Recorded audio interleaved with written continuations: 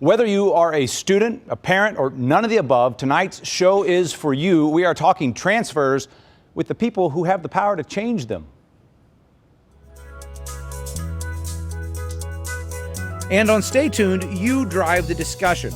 We bring local experts, journalists, and civic leaders together to have tough conversations for a stronger St. Louis. Tweet us your insights on tonight's topic, and you've got a seat at the table. With a few national experts and a panel of community members, this is the show bringing more light and less heat to the issues that matter. So stay tuned.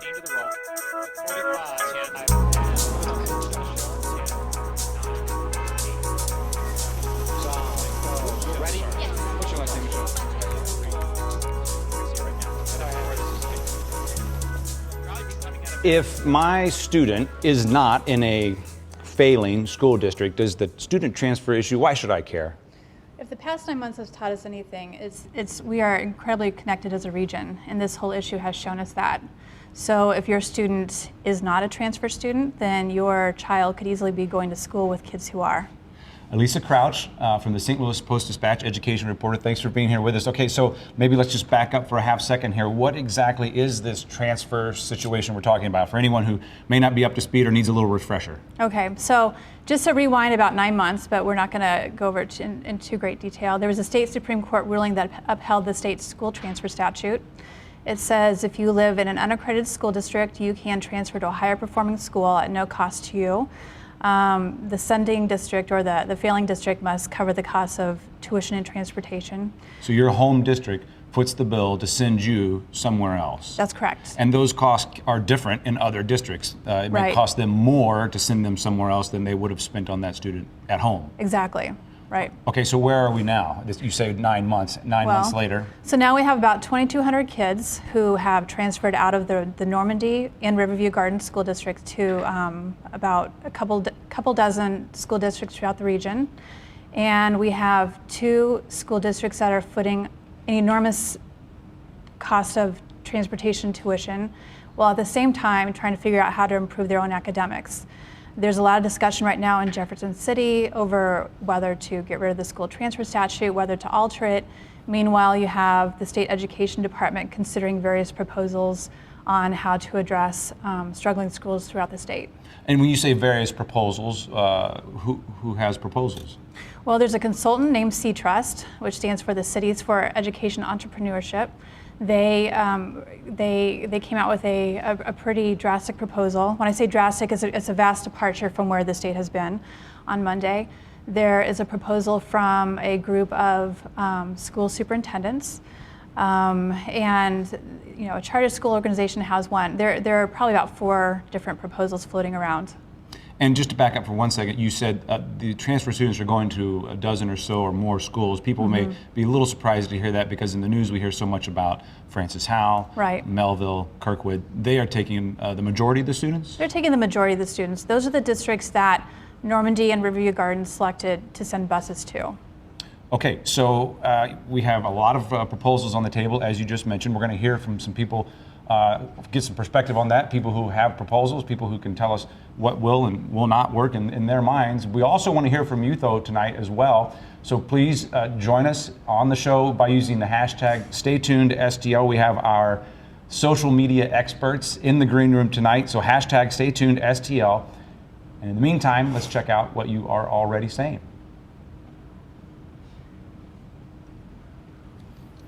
I'm trying to think if there's something else.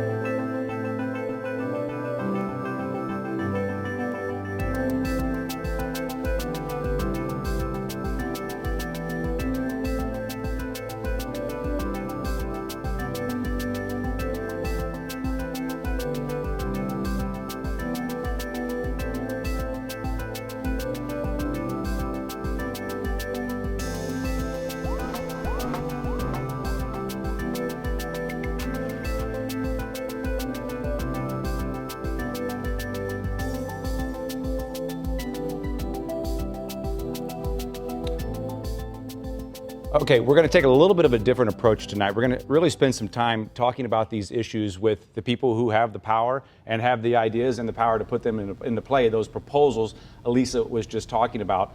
Let me introduce who we have, starting on my left. Sherry Weiner from Education Plus, formerly CSD, that we may know from as recently as last year, but now Education Plus.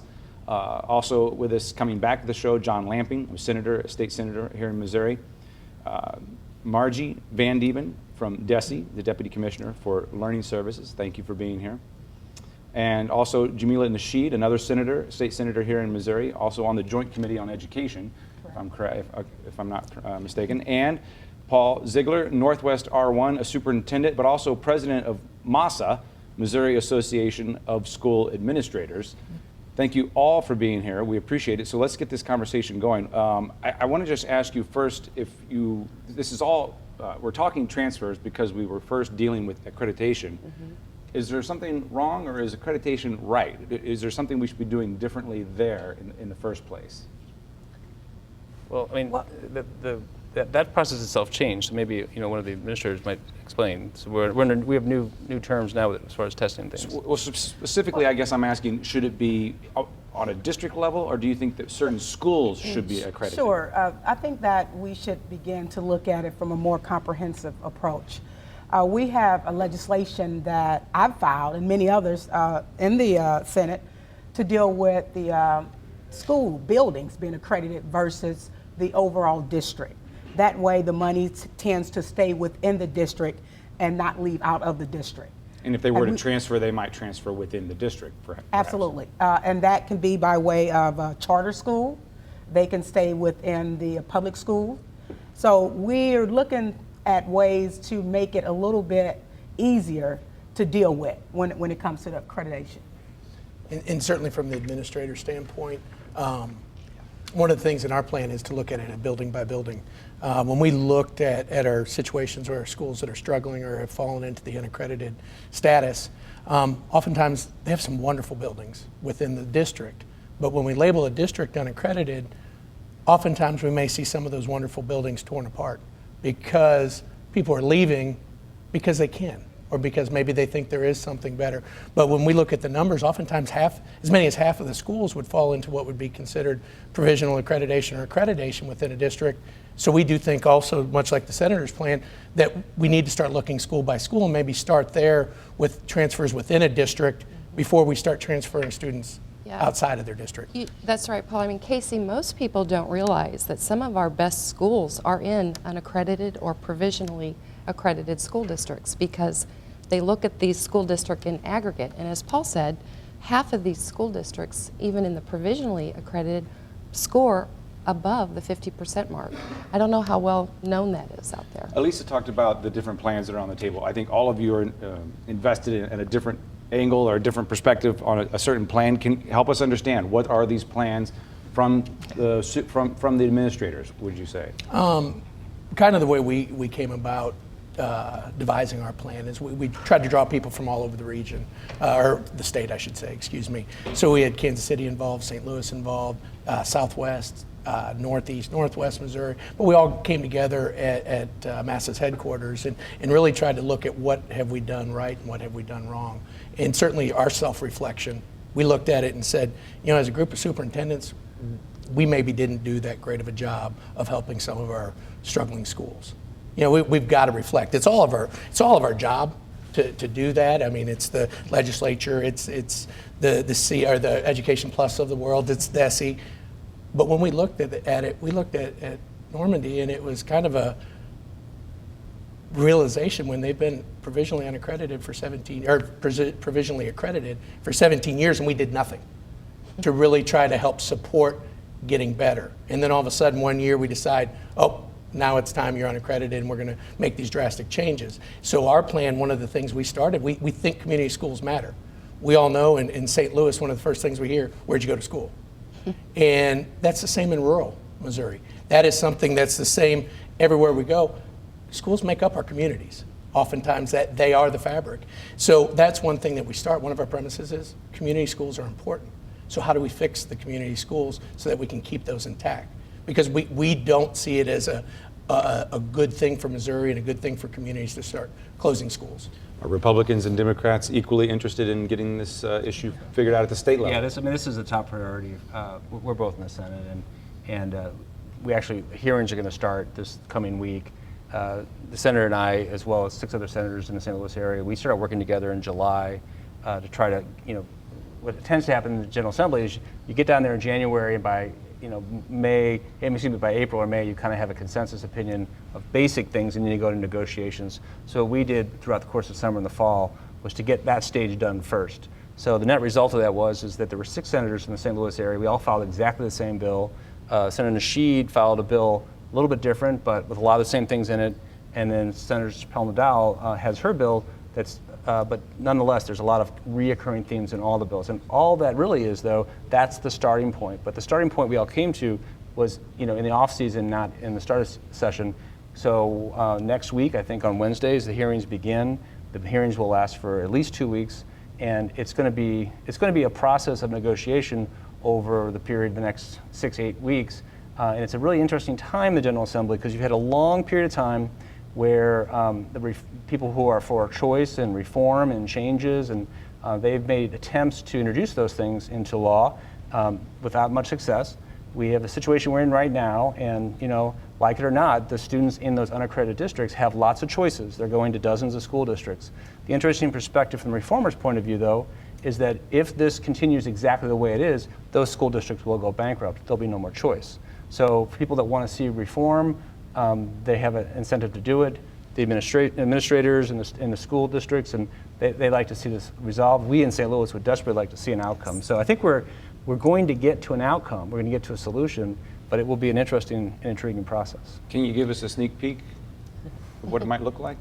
I think that at the end of the day, we're going to come with a piece of legislation that will be very comprehensive. We're talking charter school reform.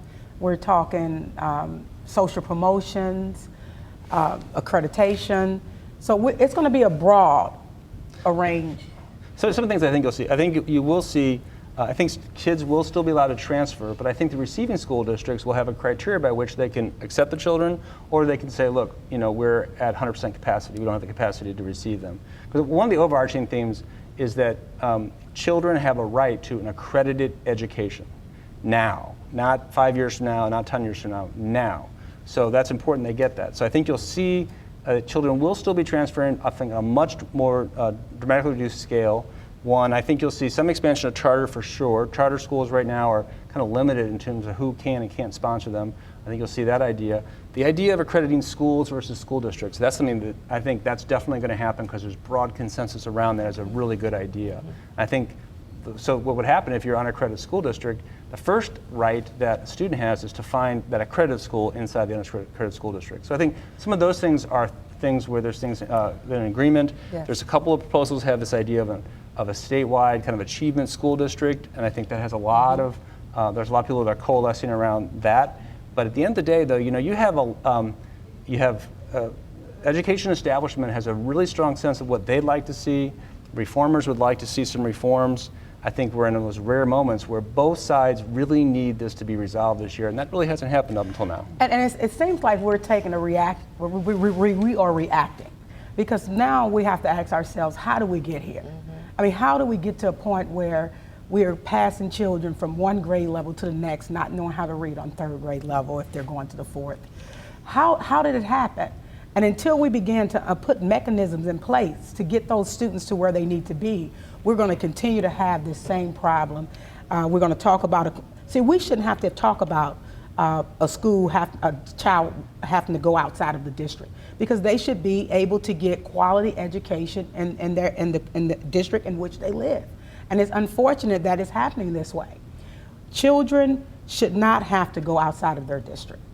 And the question is why? Why are we allowing children to fail? But those are things that we probably can't resolve. Those are big But issues. we can resolve it. Yes, we can. We need to put resources in place.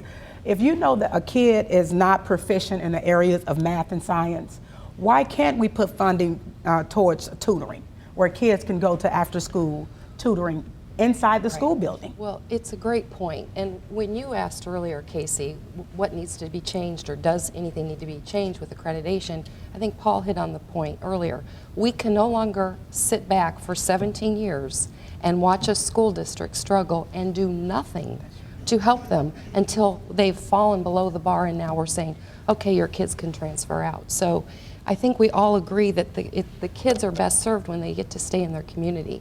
We certainly know the communities are best served when the kids are staying in the community. So whether we look at the accreditation or we don't, we have got to get in there, to your point, and do something so this prolonged struggling of schools doesn't continue. The department will be the, well, go ahead. I'd just like to react to all of that. I think there are two very different issues that we're talking about, Okay. and the transfer situation has certainly elevated the conversation of what do we do now. And so the department going out and seeking plans and looking about how to solve the issue really comes from the authority granted through Senate Bill 125 that we just was enacted last year. That's Senate Bill 125, sponsored by Senator Nasheed. Very good. Well done. And so that gives the department authority to look at something different. And so I will, I accept the fact that we've had schools in failing situations for decades, and that's certainly an issue. I will not say that people have not been trying very hard at trying to intervene in those schools, and some things just haven't been working. So the question is, what do we do differently? What do we do the same? What is working, what's not? Some of the issues that you just addressed. We do see that. I will say a common theme that we are seeing in the plans is that it should be done school by school. That is a different approach to the Missouri School Improvement Program that the state has seen, because for, again, decades we've talked about it. The board needs to be with central office needs to be with the principal needs to be with the teachers need to be with the students, and it's that system. This is really empowering the school building and looking at them on a school-by-school basis, which we did start somewhat with MSIT 5 and producing building level reports, because we thought that was really critical, that a parent could see the differences in performance. This is really elevated in a larger urban district where you do have very high-performing schools, very low-performing schools. You don't see that quite so much outstate, just simply because the sheer numbers. If you have 3 buildings or 2 buildings in your entire district, it can't be hidden by or masked by the other performance in the state. So these are great issues. I just wanted to point out that they're really two. And I by issues. no means meant to say that Normandy didn't No. do things. Right. I But understand. I think from our perspective, we could have done more. And I think that's one of the things that's a big piece of our plan is earlier intervention. And so when we we- look back and say, what did we do? And we say we didn't do We enough. didn't do anything. So we're looking to try and intervene We sooner. have 15 weeks, and in those 15 weeks, like all the things that allowed school districts to be provisionally accredited and to ultimately become unaccredited, we probably aren't going to solve those perfectly. We have an operating problem. What do we do? What's the law said? The law says that every single child can leave, show up on a doorstep of a school district, and they have to be allowed to come in. And you're probably one lawsuit away from transportation being paid for too. So as much as we need to solve the intermediate and long-term problems with education, we have an operating problem that has to be reconciled in the next 15 weeks. We But do. in order to solve the problem, it's a simple solution. Educate the kids. You educate the children, and they won't have to go outside of the district because they won't be in the failing school. But that won't fix the problem by the end of the school year when But Normandy it- says it's going to be out of money. I mean, they're not going to turn in accreditation. I believe the state has said it By will March. sustain Yeah. improvement. Yeah. The other thing that we haven't touched on, I think most people realize this, is that when this came about in June, and we had very little amount of time to do this. If you look at Normandy, for example, 76% of the students in Normandy stayed.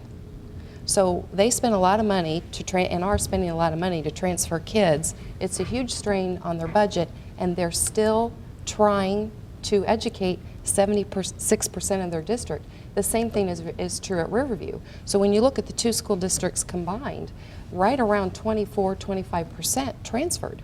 What are we doing for the other 75%? So transfers are great. I think we have a great example of one here where they really work when the kids transfer, but we still have to address the rest of the kids, the majority of those kids. Is there a plan that is in leading the pack right now for something that might be implemented? No, and I'd really like to be clear on that. We have just received the plans. We haven't even had an opportunity to fully vet in great detail every single one of them. That is our plan for this coming up week.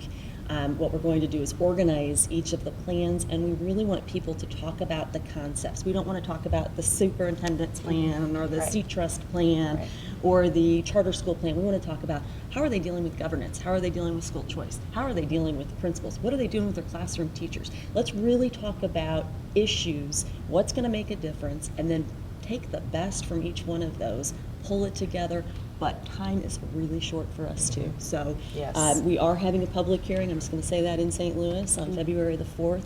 You can make your comments online. Anybody that's watching, all of the plans are posted. We're asking for feedback. We know people have lots of ideas about how. And Senator, I didn't mean to cut you off. I'll give you the last word here on this. The plan, will the plan be come by way of legislation or? Well, that's why we're really working to get this done quickly. We are taking That's it why to we started in our July. state. Exactly. We are working. Great question. We are not sure. Some might require legislation, some may not. And so we have a meeting with our State Board of Education February 10th, a special meeting, another one on February the 18th.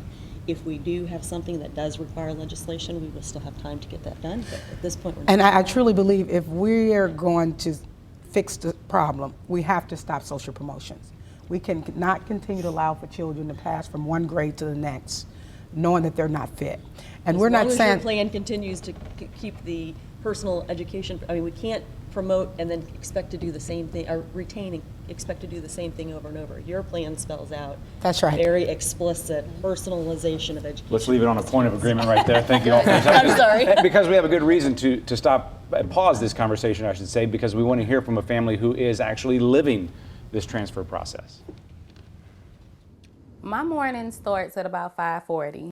As of right now, I'm a full-time nursing student. I attend Chamberlain College of Nursing for my BSN, and my husband is a supervisor at U.S. Bank.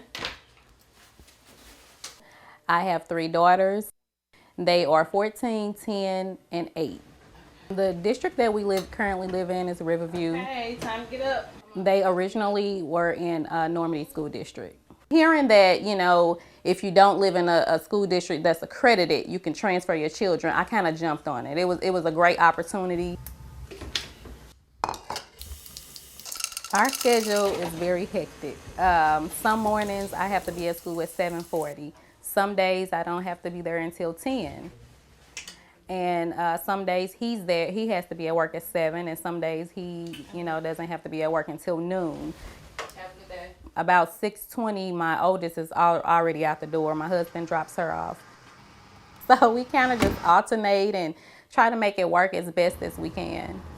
The reason why we made the decision to send them to Ferguson Florissant was because Normandy kind of was going under a little bit. It was rumors of bankruptcy, and when I kind of want to transfer them anyways, just because I wanted them to be closer to home. If I could change the transportation portion, it would definitely be to where the school district would come and pick children up that did not live in the district, because it's a struggle trying to get them to school every day and picked up every day. But, them being in an accredited school district to me is worth it.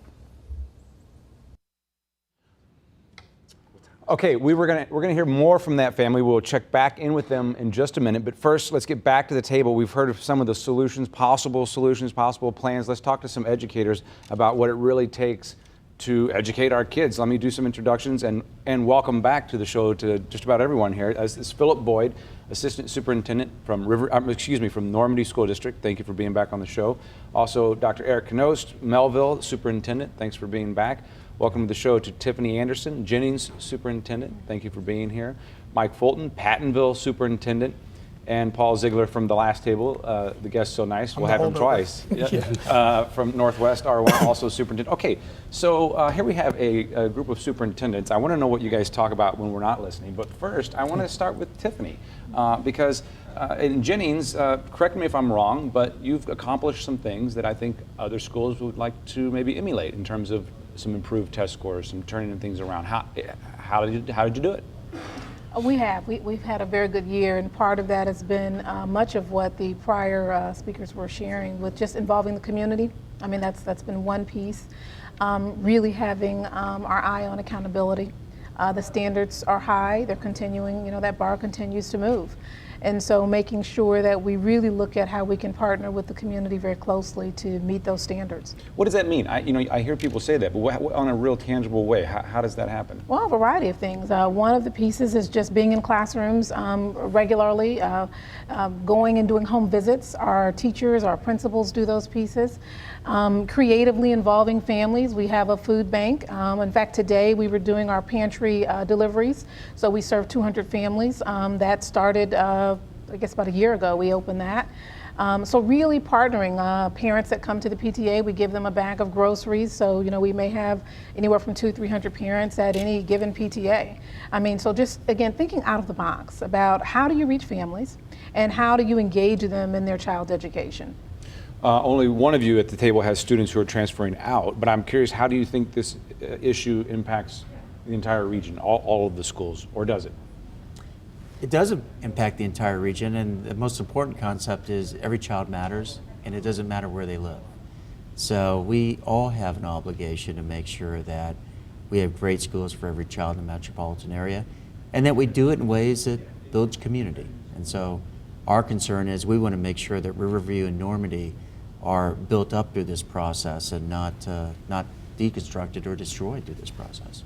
And the things that Tiffany mentioned are so important. I think Paul in the earlier segment brought up the fact that in the current model, a school can be provisionally accredited forever. And the kinds of interventions that need to take place need to happen long before you go from that provisional to unaccredited. And I think there's probably the common ground in all the plans that are out there that we can all rally around is the idea of early interventions, getting in there, doing those things that matter, that help communities build up. The same high expectation should be in place for all school districts, no matter where they come from, no matter what the demographic is what I should say. But the path to get to excellence has to be different. One size does not fit all, and that's kind of the model we live under, is suggesting that one size fits all no matter where you go. And then if the only answer is to let all of those kids, which we know all of them don't take a choice to move out, we've seen that. A lot of them stay put, the vast majority do. So we have to think about those kids. Just saying, well, let the resources deplete, so what? When that happens, they all get to go somewhere else. But that destroys a community, and in my opinion, communities need schools. It's a heartbeat of every community. It should be. But what do you not have? Because I know from getting to know you a little bit over the past few months that your standards are high. What's not working? Well, I think it's important to note that, and this is just fact, children are the results of communities and schools. And so part of our mission in Normandy is to really look at how do we, from a developmental perspective, educate kids. But it's very difficult to talk about having a robust educational process if you're also talking about draining the district of resources. So when people look at the numbers of kids that have transferred out, one of the things they have to realize when you look at the number of kids that we have enrolled, as of the count date back in September, we were educating 88% of the kids that we had educated the year before in terms of numbers, right? So we had families that had moved in. But we're dealing with a situation where we don't have enough money that represents that many kids in our district. So when we talk about trying to find some rationality in this whole process, it goes back to saying if we're gonna intervene, what do we really need to try to help kids and children and families that are living in situations where we have some high-level challenges, high levels of some socioacademic deficits. We have to change the way that we're doing the educational process. We have to, I believe, approach education in a way that is more constructivist in a manner, much more project-based, much more so we can get the emotional attachment to the educational process for the kids and for the families, and partnering with parents to help with that. And is it easy to do that right now under the circumstances, or are you just trying to plug the holes in the dam? Well, I would say this, because I think people have the mistaken notion that all we do 24 hours a day is deal with transfer.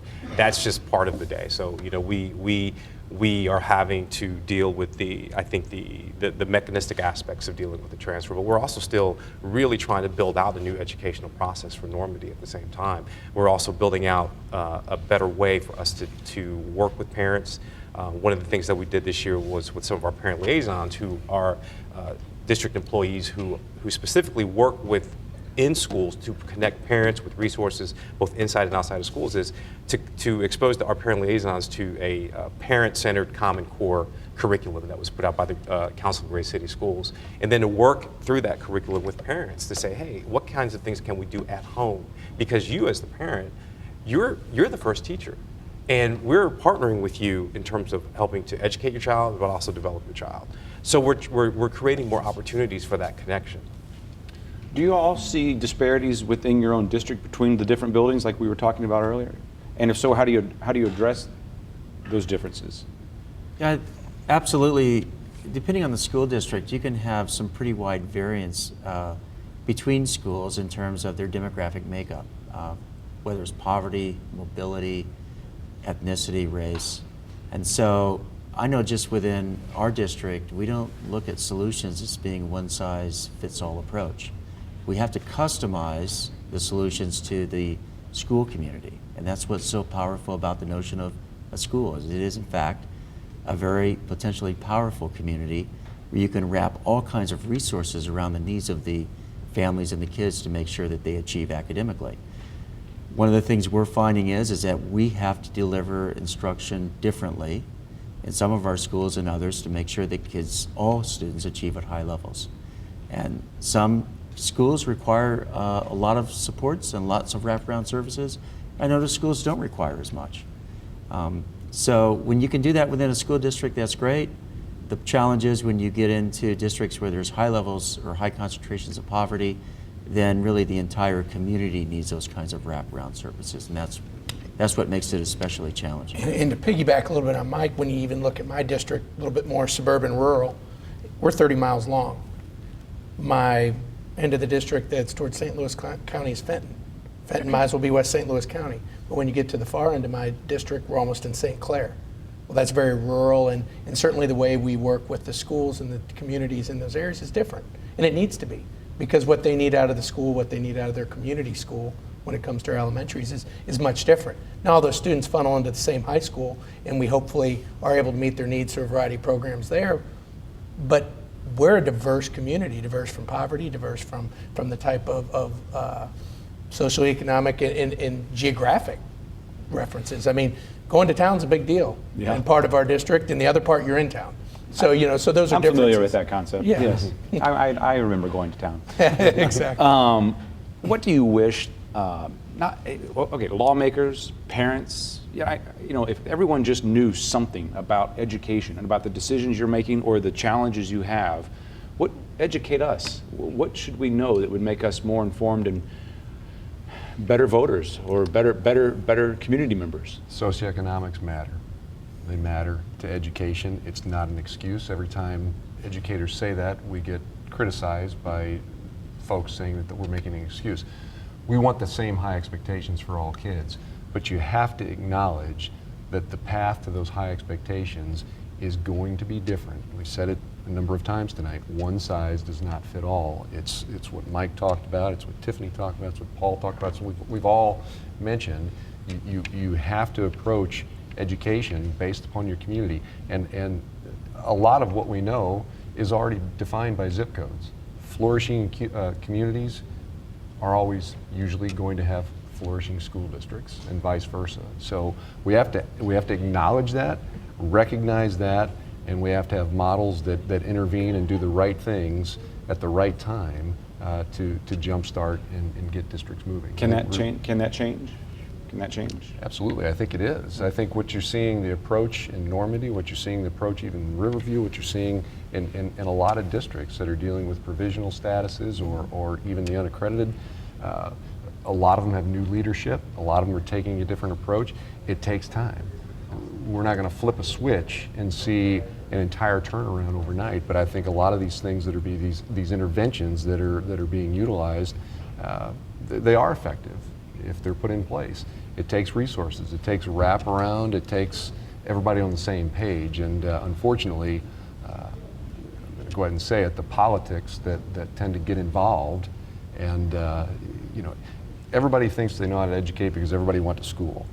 So everybody has an opinion, and everybody's the judge and jury, and everybody wants to be the one that's going to fix it for their interested group of folks. So there are commonalities, and it's good to see that. I think we all agree that every kid matters. I think everybody all over this argument agrees every kid matters, and we have to stay focused on that and develop plans for every kid. Very individualized approach. You know, we were talking, Mike and I were talking about, before we came out here, just it's really good that there is this conversation at this point. And we said one good thing, actually, he mentioned one good thing is that there's this conversation occurring at this point, just with all that is occurring with the transfer situation, accreditation, the Common Core standards, all of those pieces, just bringing that to the forefront and really talking about socioeconomics and social justice and all of those other pieces.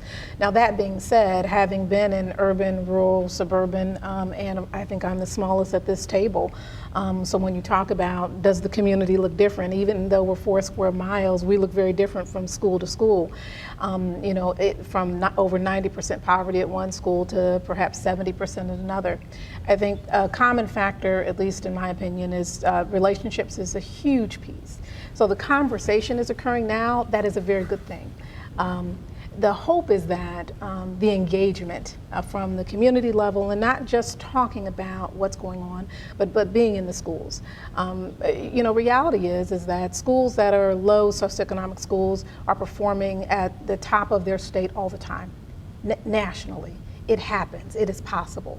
What we're doing in Jennings is just showing what's possible.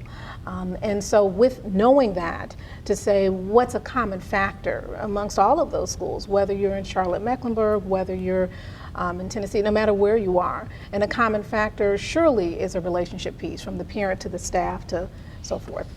I don't want to make you speak for your employees, but we've intentionally kind of narrowed our focus tonight with administrators, policymakers. We don't have teachers at the table. We're going to revisit this issue down the road, and they will be here then. But what do you hear from your teachers as we wrap up this particular table here? What do they wish we all knew? I think they'd echo a lot of what we say. You know, the teachers are very special in all of this because they're the ones that are, for lack of a better way to put it, on the front lines, working with the kids, working the magic in the room. So they do matter. There's no doubt about that. They absolutely matter, and we have to exalt their opinions. But I think what they'd tell us is, give us the kids, give us the resources, support us, let us do the work, have that wraparound effort. Relationships matter. Boy, you hit the nail on the head with that. Relationships matter. Nothing is possible without relationships, and I think teachers understand that more than anybody. So to jump on that, I mean, you know, to use a military term, you know, teachers are the tip of the spear, and as a result, you know, I believe our teachers in Normandy would say, one, we care deeply for the children, but we need time to work with our children, and we need the resources to work with our children. So I think that needs to inform the process of how we are going to drive any kind of aid or any kind of accountability. I think when we talk about accountability often, especially with the so-called reforms that happen in the United States, accountability is about consequence as opposed to support and monitoring. And to me, accountability doesn't make any sense unless you first have some support for the outcomes that you want. So I think that what needs to drive all of this is if we're going to hold teachers accountable, great. Let's make sure that, one, we're developing them, we're supporting them. The school districts, the same thing. If we're going to hold school districts accountable, then let's make sure that the support is there and that there's a rational basis for how we want to run operations, both from a state perspective and from a local perspective. Otherwise, accountability is just, it creates a situation where we're creating a merry-go-round of, well, now we're going to have this person running this district, we're going to have this charter management organization running this district or this school. And accountability is merely about ping-ponging people as opposed to having real change. Okay, we'd like you to stick around because we're going to have you all back in just a minute. But first, let's take a break and get back to checking in with our family that we met just a few minutes ago. From least to greatest. So you will start with the second. I just feel like, you know, as a parent, you have to do what's best for your children.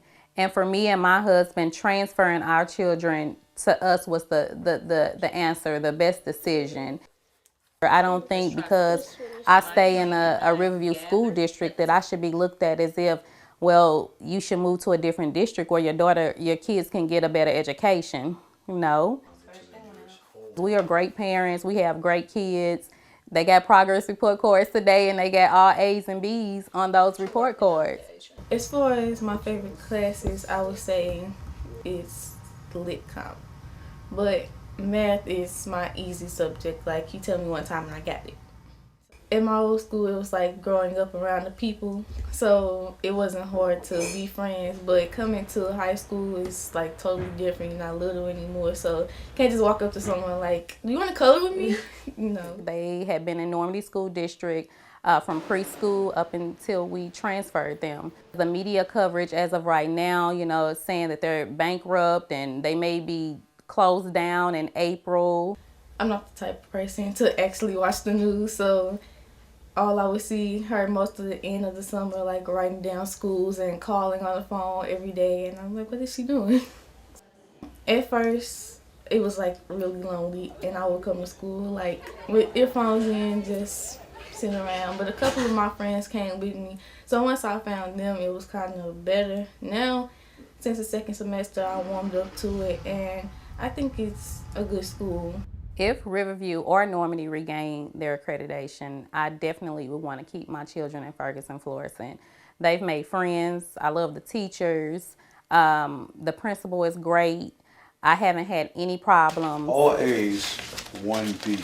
What do you think is the challenge? If the law is giving us the opportunity to put our children in a school district that's going to allow them to get a better education from an accredited school district, then I say go for it. And that's what we did. And I don't regret my decision at all. You got an A for it.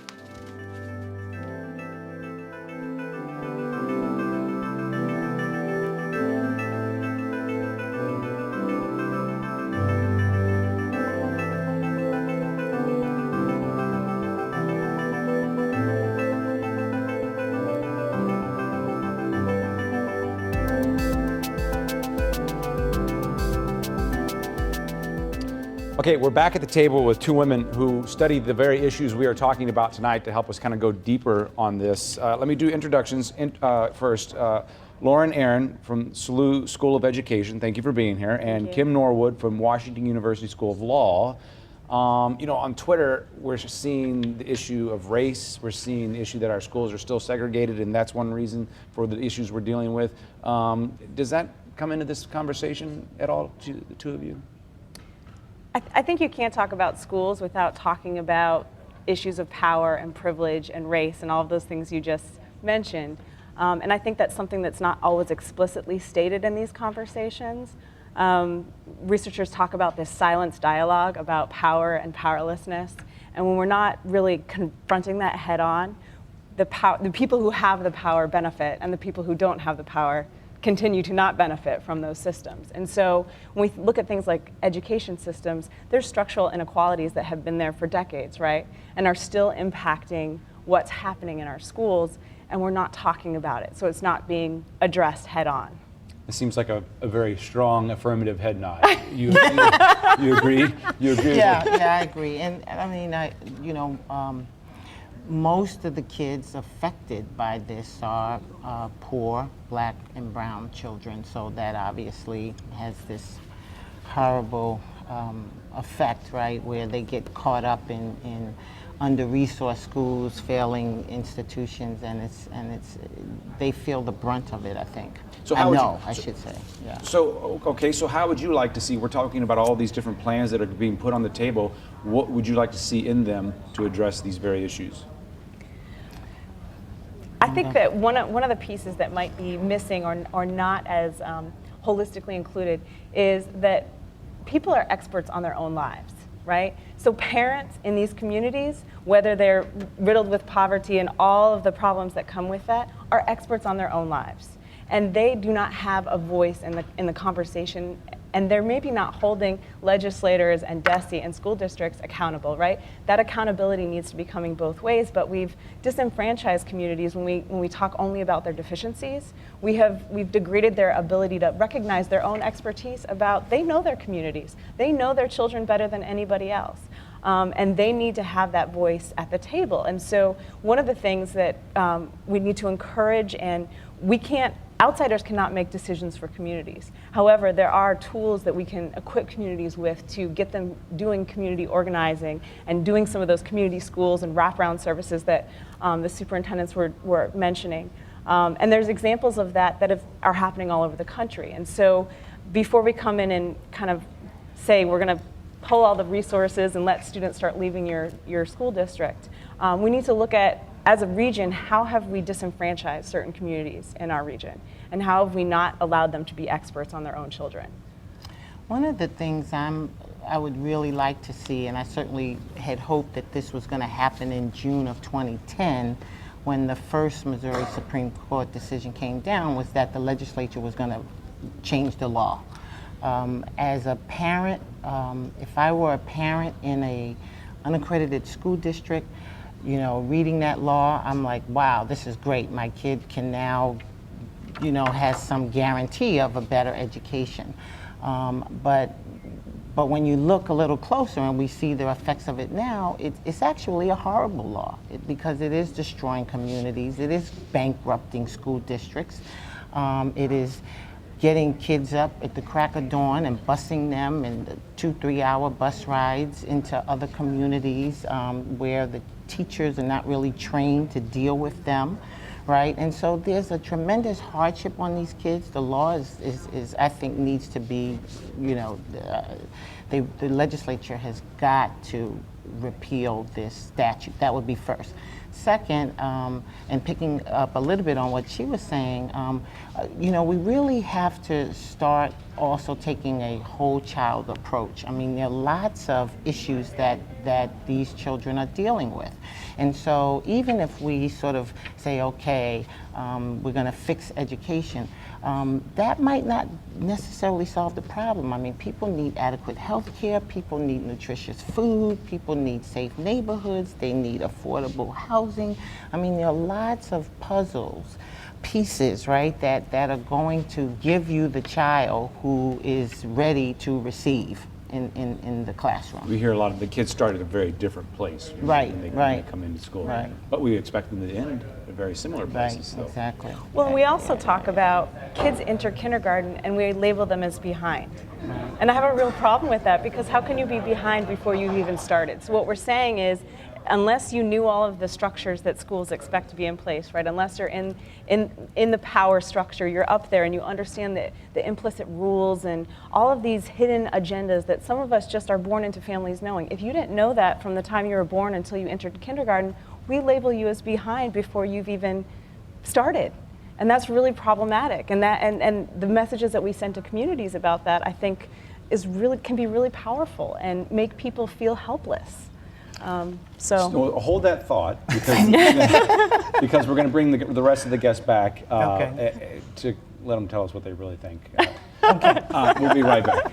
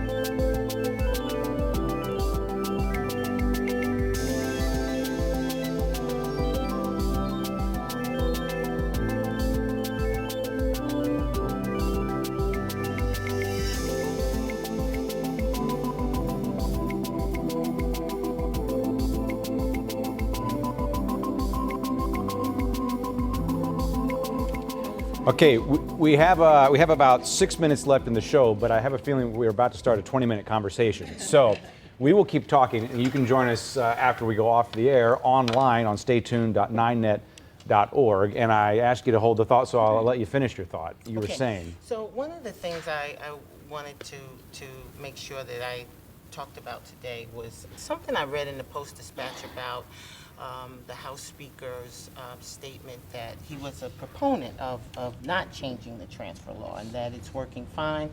Kids are now getting a quality education. And so I really want to figure out a way to to fuse him of that thought, right? That belief, because the children who are leaving and who actually go to that district, maybe they're getting a better education, great. But what about the 76% that stay in the district, right? And now you have so many fewer dollars to educate those kids. And so that has to, somehow we have to get in front of people who say this is a great law and convince them that it's great for a few, but it's not great for the vast majority. So, I appreciate you, talking about Speaker Jones's comments, because he's made no secret of the fact he's a serious, very serious school reformer.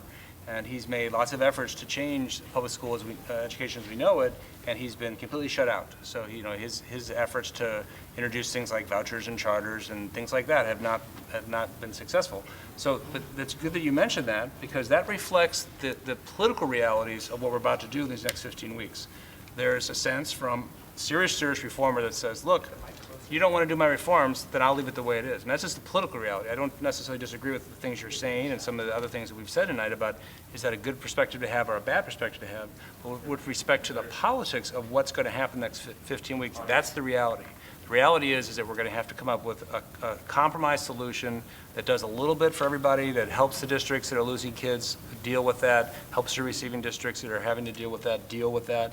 But at the same time, doesn't eliminate the opportunities for choice that some reformers think are a really important part of intermediate long-term success in public school education. So that's an interesting thing you mentioned that quote, because that is the political dynamic that we find ourselves with for these next 15 weeks. It's called a bargaining message.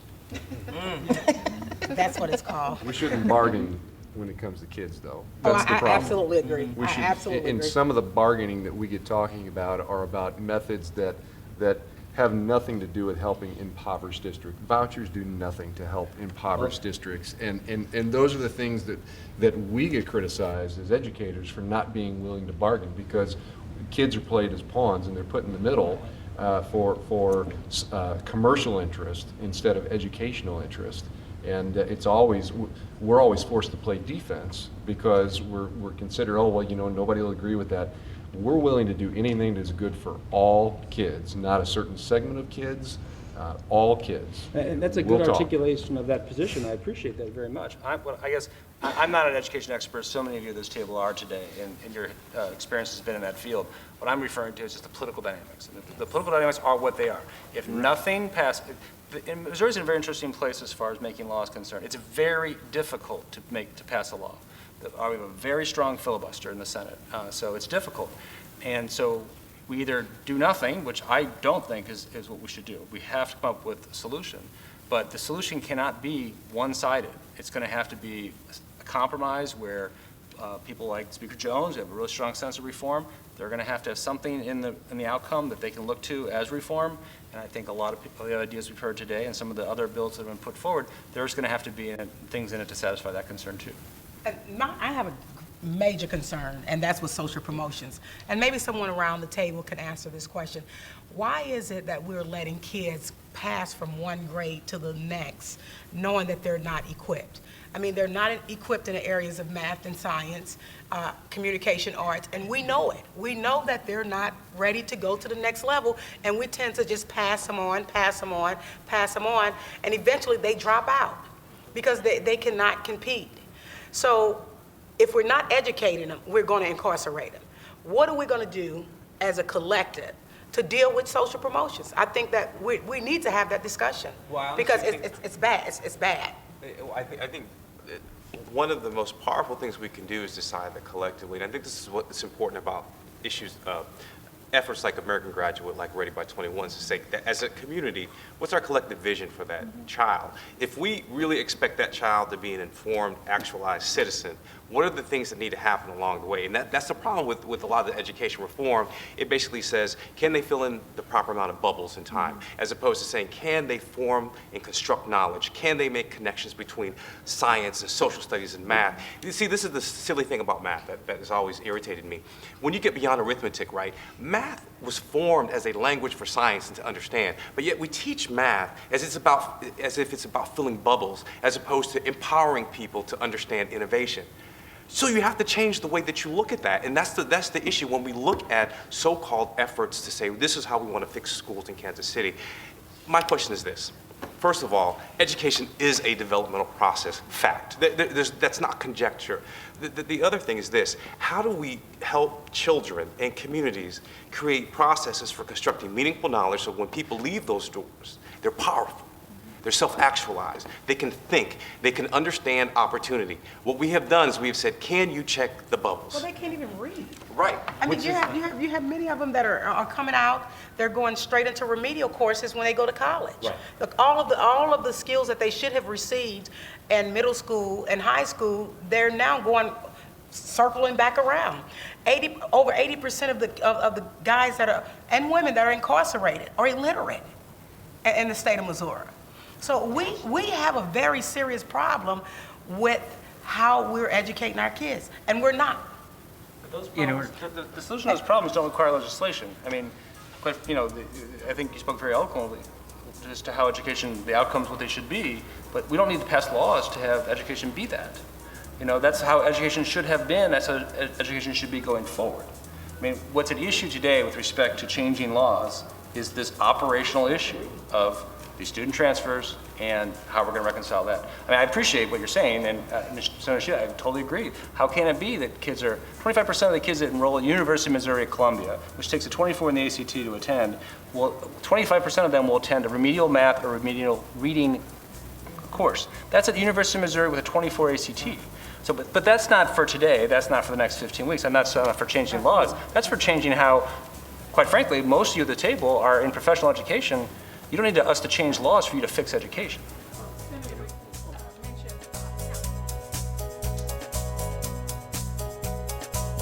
To hold you accountable.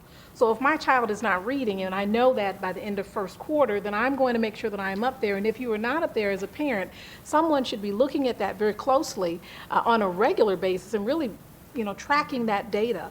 And so that accountability piece to me is a large item, me personally as a superintendent, but also as a teacher. The question before was, what do teachers have to deal with? Well, I am a teacher and my classroom just looks different. That's all, it's just larger. All superintendents at this table are teachers. And so one of those pieces is understanding the challenge, but also making sure that we can intervene early to address those challenges. Mike, I think you were about to say something. Yeah, I think the social promotion piece is a huge issue. Social promotion doesn't work, but neither does retention. So what that means is we're going to have to redesign the way we construct learning in our schools and really focus on making sure that kids are high school ready and college and career ready. In order to do that, you have to have a standard. And that standard has to be clearly articulated to kids, to parents. Teachers have to clearly understand what the standard is, so everybody's working as part of one team to help kids be successful and achieving the learning that's clearly defined. And that's something that schools can do, and I think we're going to start seeing these models emerging in schools in the very near future. I know there are schools, including ours, that are working on those. You start at third grade. I don't think you hold a kid back at 6th grade or 8th grade. If you know a kid is struggling at 3rd grade, then you go in there and you put mechanisms in place like after school tutoring, summer school, and you test him at the end of the year and see, if he's moving along, or if he's not. I don't think you should promote him. Do you guys agree with the senator who says you don't need a law, and if not a law, do you need something else from the state level? I think we need less laws and less regulations. Let's be honest. Many of the common themes that we've heard over and over again is that it's a community issue. It's about relationships. It's about being able to do in our communities what we need for our kids to be that citizen, to be that engaged person. But yet most of the time, and we spend with legislation, or unfortunately some of the things that come out of the department, are how do we all shoehorn ourselves to all look alike so we can compare? Because everybody wants to compare. How does Northwest compare to Pattonville? We do it enough as superintendents. We don't need laws and rules to tell us how to do it. But again, what that does is it erodes that local control that's so important to build a community school. Because the school needs to be able to do what it needs to do for its kids to get them to that spot. Whether that's ungraded, and move along at your pace. But if I go ungraded, they're going to say, well, how do we know whether your third graders are at where they should be third graders? So how- if you don't test them at it, I don't know Is that we there need a to. system anywhere in the country that is measuring success differently that works? Well, it's, you know, this goes back to the same question. We don't need legislation to fix this situation. We don't need legislation. Politics can stay out of it and let us. By this end of the school Let year? us talk about how we accredit schools and how we intervene. It goes back to what we said earlier. When we have provisionally accredited schools that sit with nothing being done, with no accountability for being provisional for 17 years, that's an issue. That's what needs to What change. we're referring to is the idea that I think there's one plan out there that says, okay, the law as upheld by the Missouri Supreme Court says if you're unaccredited, if you're an unaccredited school district, then you get to transfer. That's why you had the show tonight, right? And yeah, one of the proposals is to simply eliminate the term unaccredited. It's not simply, though. There's a lot more depth But what's to the it than net? simply. But the point is, the net result of that plan is the kids no longer have a legal right to leave. Well, it depends how you look at that, because. Well, No, it absolutely. Transferring students is going to prove to be an effective way to help the community schools. The Supreme Court has upheld a legal right of those students to transfer on a law that's been in existence since 1994. And your plan says, okay, here's how we're going to deal with that Supreme Court ruling. We're going to get rid of the term unaccredited. No, Well, that's but not true. let's be honest. That isn't what it says. 20 years ago when the law was created, our schools looked much different than they do today. Let's be honest. There's no getting around. We have a 1993 law dealing with the 2013 school, and they're different. When the law was created, and there is some important context, schools were accredited based on the processes that they used, the resources that they provided, and achievement was a very minor piece of this. Now schools are almost entirely accredited based on achievement. That today's unaccredited school districts, if they used the same criteria of 1994, that they would be accredited? Absolutely. They would be. Absolutely. And Absolutely, that's, probably with distinction. The other thing Well- to point out, just to be So clear. then what you're suggesting is that so what you're suggesting then is that the education the students are currently receiving and that education, I mean, who decides how you accredit them? So you're saying that the education they're receiving now is just fine, that if we apply the 94 standards to that education today, it would be accredited and everything would be fine? It's based on But dropout, it's listen. based on attendance, right? You have to, right, we're accredited based upon if our kids go to college. Right. If they go to college, we're accredited on if they stay in college. We're accredited if they come to school every day. Those are things that matter. When people see a school that's in the 60%, they say, well, that was a D in my books. There's only a portion of that that's talking about grades. But back to we're not eliminating unaccredited. In fact, we're absolutely saying the ultimate thing happens if we've added another step. Ultimately, that district is lapsed. Okay, You so don't sit there if that plan unaccredited. were implemented, would the students have the legal right to leave? They would, when that district would lapse, they would all leave. Okay. In 2014, would the students have the right to leave? In 2015, 2014, 2016. we would be fixing those schools. But answer my question though, would the students have the legal right to transfer if we implemented that plan? The legal right is there. The one that gets rid of the unaccredited category, creates the 4 tiers, the final tier is lapsed instead of unaccredited. Right now, we would not provide for additional transfers beyond the students that have I transferred understand this you year. grandfathered in the people that Okay, are transferred so then now. the answer would But be so no the answer for is the rest of the students who haven't transferred out would lose their legal right to seek an accredited education under today's current accreditation standards. The difference is the money being spent to transfer new kids, even kids that live in the district but don't attend that school. I mean, Normandy, you know about that. The difference is we're going to spend a lot more money addressing those Answer my schools. question. So this question I have, not answer my question. So you're suggesting that the education that the students in Normandy and the education the students in Riverview Gardens are getting today is fine.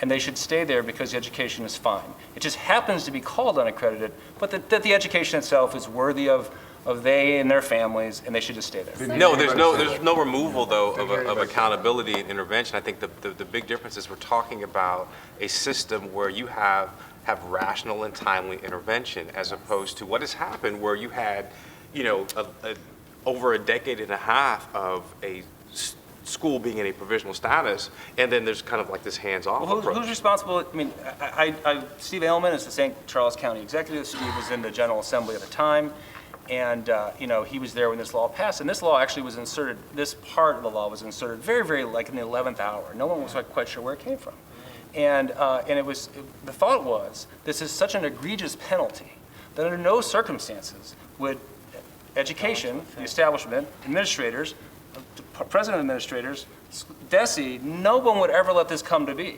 So, look, all these things you say we should be doing, well, why haven't they been getting done in the last 5 years, 10 years, 15 years? Well, yeah, but I think that's the thing. The 1993 law in place looked at resource and process big. Do you update your board policies? I think that was one of the things that was looked at to determine whether you're accredited. Do your buildings meet safety codes? So it was those things, while they matter, sure, but they weren't in 1993. I don't think that they were the focus that achievement is now. Margie, you bided. Yeah. You've Biding been, my tongue. yeah, but you did that at the first table too. It really did. It came from, if we think about the evolution of where we are with the accreditation system, we did look at process, we did look at resource, we did look at performance. There was great outcry across the state saying, give us local control to help our kids perform. There is no one system that looks alike.